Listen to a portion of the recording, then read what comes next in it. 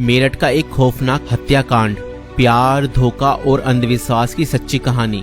मेरठ उत्तर प्रदेश में 2025 में हुआ एक ऐसा हत्याकांड जिसने पूरे भारत को हिलाकर रख दिया। ये कहानी प्रेम, विश्वासघात और अंधविश्वास के खतरनाक जाल में फंसे कुछ लोगों की है, जिसने एक निर्दोष व्यक्ति की जान ले ली। इस केस में प्रेमिका ने अपने प्रेमी के साथ मिलकर अपने पति को मौत के घाट उतार दिया और उसके शव को 15 टुकड़ों में काटकर एक ड्रम में भर दिया और उसके अंदर सीमेंट डाल दिया। मगर चलिए इस कहानी को शुरुआत से देखते हैं। 2016 में मेरठ निवासी सौरभ राजपूत की मुलाकात मुस्कान रस्तोगी से हुई। दोनों के बीच प्रेम हुआ और कुछ सालों बाद उन्होंने शादी कर ली। लेकिन यह शादी सौरभ के परिवार को पसंद नहीं आई, क्योंकि मुस्कान एक अलग जाति से थी। इसके बावजूद दोनों ने अपने रिश्ते को मजबूत बनाए रखा। सौरभ मर्चेंट नेवी में जॉब करते थे और लंदन में पोस्टेड थे। शादी के कुछ समय बाद सौरभ लंदन चले गए, जबकि मुस्कान अपनी बेटी के साथ मेरठ में रहने लगी। इस दौरान उनकी जिंदगी में एक तीसरा व्यक्ति साहिल शुक्ला आया, जो मुस्कान को पहले से ही जानता था। सौरभ के लंदन में रहने के कारण मुस्कान की नजदीकियां साहिल से बढ़ने लगी। साहिल, जो पहले से ही मुस्कान को पसंद करता था, अब खुलकर उसके साथ वक्त बिताने लगा। मुस्कान ने उसे यह यकीन दिला दिया कि वह अपने पति के साथ खुश नहीं है और वह साहिल से सच्चा प्यार करती है। साहिल शुक्ला अंधविश्वासी प्रवृत्ति का था और आत्माओं, तंत्र मंत्र जैसी चीजों में विश्वास करता था। मुस्कान ने इस बात का फायदा उठाते हुए उसके लिए स्नैपचैट पर एक फर्जी अकाउंट बनाया, जिससे वह साहिल शुक्ला की मरी हुई मां के नाम से चैट करती थी। इस फर्जी अकाउंट से वह साहिल को यकीन दिलाने लगी कि उसकी मां की आत्मा मुस्कान को पसंद करती है और चाहती है कि वे दोनों साथ रहें। धीरे धीरे साहिल पूरी तरह से मुस्कान की बातों में फंस गया। मुस्कान ने उसे यह विश्वास दिलाया कि अगर वह उसके पति सौरभ को रास्ते से हटा दे तो वो दोनों एक साथ रह सकते हैं। साहिल अब पूरी तरह से मुस्कान के इशारों पर नाचने लगा था। मुस्कान और साहिल ने मिलकर सौरभ को मारने की साजिश रची। 4 मार्च 2025 को जब सौरभ लंदन से मेरठ अपनी पत्नी और बेटी से मिलने आया, तब मुस्कान ने सौरभ की फेवरेट सब्जी कोफ्तों में बेहोशी की दवाई मिलाकर खिला दी।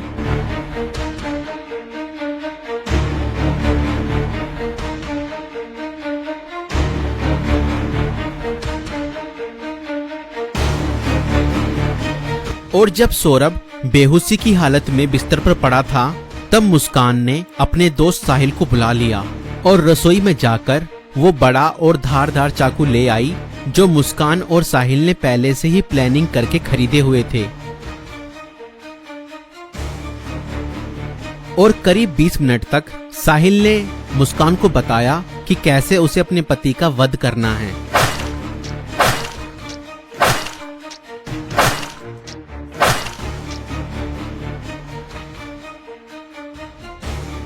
और फिर उसके बाद मुस्कान और साहिल ने सोते हुए सौरभ पर हमला किया और उसके हृदय पर 3 बार वार किए।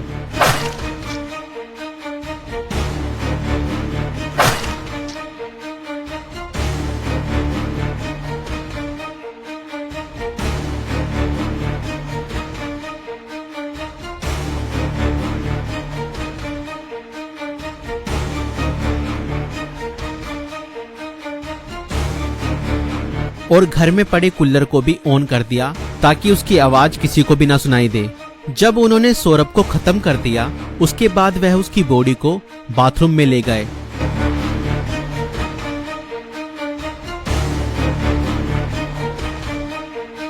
और उसके शरीर को 15 टुकड़ों में बांट दिया।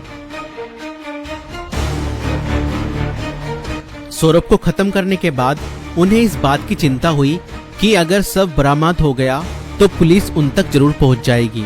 इसलिए उन्होंने सबको ठिकाने लगाने की योजना बनाई और मुस्कान बाजार जाकर एक प्लास्टिक का ड्रम खरीद लाई। और मुस्कान और साहिल ने सौरभ के शव के टुकड़ों को उस प्लास्टिक ड्रम में डाल दिया और ऊपर से सीमेंट भी डाल दिया ताकि उसकी बॉडी की स्मेल बाहर न जाए। और उसके बाद उन्होंने उस ड्रम को घर के एक कोने में रख दिया। इसके बाद मुस्कान और साहिल ने सौरभ के मोबाइल फोन से उसके सोशल मीडिया अकाउंट को एक्टिव रखा।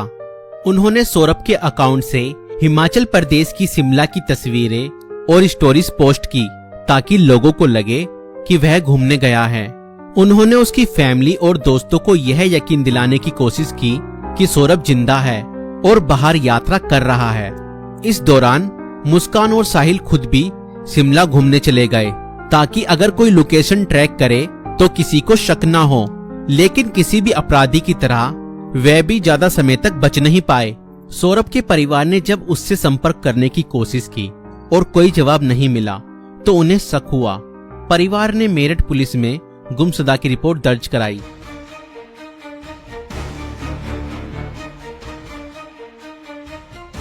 और इसी बीच मुस्कान ने अपने माता पिता को बताया कि शायद सौरभ का मर्डर हुआ है और उसके घर वालों ने ही उसका मर्डर किया है। मगर मुस्कान के पिता ने कहा, नहीं बेटा, किसी के भी घर वाले कितना ही नाराज हो जाएं तो भी ऐसा कदम अपने बेटे के लिए नहीं उठा सकते। बेटा, मुझे सच सच बताओ, सौरभ कहाँ है? मुझे सच्चाई बताओ, मैं किसी से कुछ नहीं कहूँगा। और तब मुस्कान ने अपने पिता को बताया कि उसने और साहिल ने मिलकर सौरभ को खत्म कर दिया है। और इतना सुनते ही मुस्कान के पिता ने पुलिस को सारी खबर बता दी।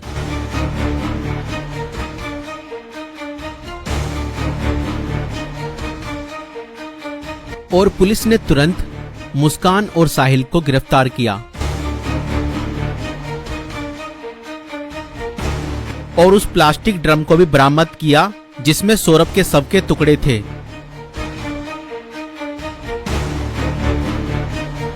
उस प्लास्टिक ड्रम को काटा गया और सौरभ के शरीर के टुकड़ों को बरामद किया गया। इस खौफनाक हत्या मिस्ट्री का अंत पुलिस द्वारा हत्यारों की गिरफ्तारी के साथ हुआ। पुलिस ने मुस्कान और साहिल को गिरफ्तार कर लिया। दोनों पर हत्या, साजिश और शव को छुपाने के गंभीर आरोप लगाए गए। दोस्तों, ये घटना हमें यह सिखाती है कि अंधविश्वास का अंजाम बहुत बुरा और भयानक होता है।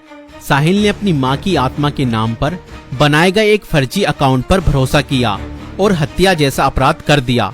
और गलत संबंध और रिश्तों का अंजाम बहुत बुरा ही होता है।